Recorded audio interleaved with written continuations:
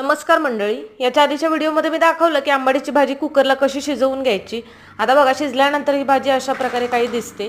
आता ही रवी आहे आपल्याला दिसते ती रवीने मस्त अशी घोटून घ्यायची, म्हणजे ती अशी मिळून येते भाजी आणि छान अशी घुसळून घ्यायची, घोटून घ्यायची रवीने।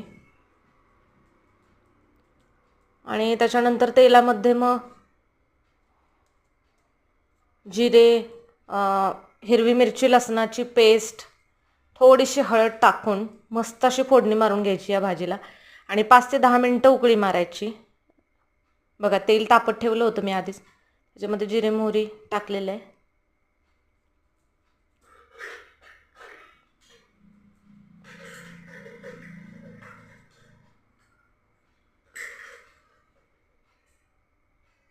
हिंग टाकला थोडासा आणि अशी